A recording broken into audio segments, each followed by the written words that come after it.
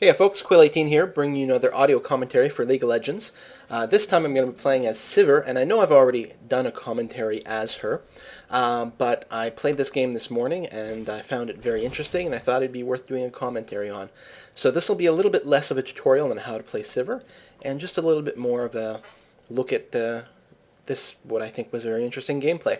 So you can see at our top of our side here, we've got Shen, the new hero. He is going to be fighting alongside Annie. I haven't played Shen yet. So far, I have not found him to be altogether too impressive. But who knows, maybe with practice. We've got a Tristan in the middle.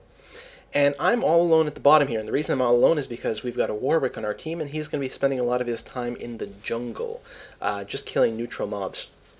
Which suits me perfectly fine, because I like to play Sivir on a solo lane. And Tristana had already called the middle, so being bottom alone meant that I still got to play a solo. Now, it does increase the difficulty somewhat because it means I'm going to be up against two heroes, and I'm about to see who those two people are going to be. Now, I do suspect that they might be hiding in the bush, so I am trying to stay on my side of the creeps here, the minions, to give myself some cover. Now, I may be a little further ahead than I should be, and I don't know how he grabbed me between those neutral mobs, but that Blitzcrank pulls off the perfect grab from the bush. I am impressed. I play Blitzcrank, and let me tell you something, that impressed the hell out of me. This is free Blitzcrank Reek. He's one of the 10 free champions. And when that's the case, I do see people play Blitzcrank, but they're usually really bad at him. Blitzcrank is a very rare hero because he's very expensive. So usually people only play him when it's a free week, so I am surprised by how skillful he seems to be. So my idea is I'm going to try to be a little bit more careful, and what happens? I just get grabbed and pounded and killed, and I give up first blood. So A, I've got an extremely difficult laning setup here because it's 2 against 1. B, the Blitzcrank is a monster. He is really, really good. And Jax, he's been recently buffed, and so the Jax champion does very well these days. I don't know about this player, but it's not a very good setup. So the people on my team are saying, hey, do you want me to take over solo? That's Annie is offering to take over the solo lane. And I just say no because, well, I'm a little embarrassed and I don't want to just give up right away. But B, I think, okay, you know what? I can do better than that. I'll just have to be on my guard a little bit more. I'm a little bit disappointed in myself, but I go in there, I grit my teeth, and I think, okay, no, I can do this. But I do have to give these guys some proper respect. They're obviously pretty decent, and I'm going to have to be super, super careful. Especially that Blitzcrank. Again, I don't know if the Jax is a good player or not, but he can deal a lot of damage very quickly, and if Blitzcrank sets up a gank, I'm going to be in big trouble. So I'm running my normal setup where I've got my Meki Pendant for mana regen, I've put points into my Boomerang, I've got a little bit of Ricochet. It's possible at level 2 I should have gotten a point in Spell Shield, because a careful application of Spell Shield can soak one of Blitzcrank's grabs. But I was a little bit on autopilot, and also my idea here was to not get myself in a position where I could be grabbed. So to make, to hopefully make the shield unnecessary right at first. But in hindsight, I really didn't need Ricochet at this point. I should have gone shield first. But, hindsight is always 20/20. So again, this Blitzcrank, he's really careful about being in the bush. He pops out for a single hit, goes back in so the sight doesn't keep. Remember, if you're in the bush when you take a shot, it reveals you. So he's careful about only popping out when he's actually taken... whenever he takes a shot, he makes sure to pop out. But that means I don't know where he is in the bush. I don't know if he's getting ready to line up a grab. I do know he's at the bottom at least, so I position myself as far away as possible and try to keep some of my own minions between me and him, so that way if he puts out his grab, it's going to grab a minion instead of me. So my goal at this point is to, A, keep myself alive, B, try not to let their minions get to my tower and do too much damage, and C, try to get some last hits in for some money. Now, luckily, Sivir is not... some people differentiate between a soft carry, a hard carry. Some people call her a soft carry in that she doesn't need items necessarily to do really, really well. And that's definitely the case early on. She does so well just with her Boomerang that all she really needs is level. So I can afford to play a little bit, even more cautious than usual here. And I really have to. I can't afford to take too many risks. and just try to level up. As soon as I hit 5, I'll have my 3rd rank of the boomerang, and that will do a lot of damage. That'll be pretty competitive, so I can afford to not have to worry about getting any early items, because once Sivir gets a few ranks in boomerang, she can farm her buns off and worry about getting money then. So now it's all about keeping myself alive.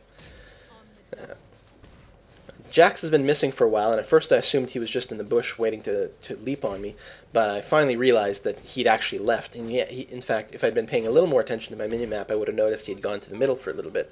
But I was just so focused on keeping absolute perfect positioning down here that I didn't have the luxury to track him. But now he's come back. Still, it's interesting. The fact that he left meant that he didn't get quite as much XP. He's behind 1 level, although it means that Blitzcrank has a little bit more. He's kept up with me. They try to leap, they try to grab, and they get me. I'm forced to flash away. I do have my bubble, my spell shield at this point. I picked it up at level 4, and I did put it up, although it turns out it wasn't necessary. It would have been nice if I just blocked that grab in the first place, but that leap caught me a little off guard. And again, it was, okay, clearly I have to be careful here. I got lucky to survive. Their Ashe disconnects here, and I'm a little concerned at first because, while it is certainly nice to win, it's kind of terrible to win if it's because someone on the other team has disappeared and it becomes a 5-on-4. But you'll see in a moment here she'll reconnect, so it was a temporary disconnect, and I don't think too much was lost. So again, just kind of playing I don't know, not a cat and mouse game exactly here, but this is a true duel. This is extremely tense here. Because I am trying to be so careful about not exposing myself, but I'm still trying to do some damage, and whenever possible, I am trying to harass with the boomerang, but because I know that realistically I probably won't be able to get a kill here, it's less about damaging them and really more about just keeping these minions at bay and maybe get an occasional last hit.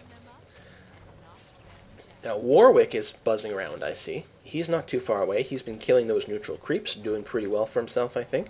Blitzcrank seems to have gone away. And Jack is about halfway, especially now that I've hit him with another boomerang. He's a little less than half. We have an opportunity here to make something happen. See, there's their Ashes come back now. Well, their Jack is getting health back fairly quickly. He must have a big lifesteal item. No, just the Doran's Blade. Maybe he healed himself somewhere. Oof, that was a hell of a leap, but he's got no hope of killing me. Not with my tower right there. Our Annie just commented that the Blitzcrank is a pro, and I agree. He is very, very strong. Now, I'm able to keep harassing Jax at a distance here. The funny thing with Jax is he actually does alright with my Ricochet, because it's going to proc... every time the Ricochet comes in his direction, he's got a chance to dodge, which means he has a chance to proc his... is it called Counter-Strike? Oh, now he's low. But yeah, it procs his Counter-Strike, which you can use as an AoE to damage minions, which you can use to stun me. So he does okay with the Ricochet. It's not as critical, but he's really low now, and he keeps pushing. I'm pinging him. I've marked him to try to get Warwick to come. I've asked Warwick to come, but Warwick's just busy killing the dragon. But I think he's going to come this way afterwards, and we may be able to try to make something happen. Now, their Ashes come here. Their Ashe is actually relatively low level. She wasn't disconnected that long, but it's possible that she got killed at one point. Whatever the case, she's a little bit low. So we're going to try to make a move on Jax. Warwick blows his ultimate. Oh, but Jax flashes away at the very last minute with just a bare sliver of health. But their Ashe is like asleep as a switch and doesn't move. Clearly, either they're having serious connection or lag problems, or they're just a bad player. So that's a little unfortunate because I don't want an easy route to a win. But one Ashe kill either way is not really going to change anything. But our Jax is forced to run away. The Blitz is apparently moved to the top, so I've got a little bit of freedom here. It's an excellent time to use what Sivir does best, which is to push a creep wave. I'm going to try to kill these as effectively as possible, move up to the tower, and do some damage to the tower. Now, I don't have any items to boost my damage at this time, and my ultimate isn't up either, so I don't really have a lot of opportunity to really take down this tower, but I can start it. I want to move back when Jax comes, because I don't know who else is around. Just give myself a little breathing room, wait for some mobs to come back, and then keep picking away at them.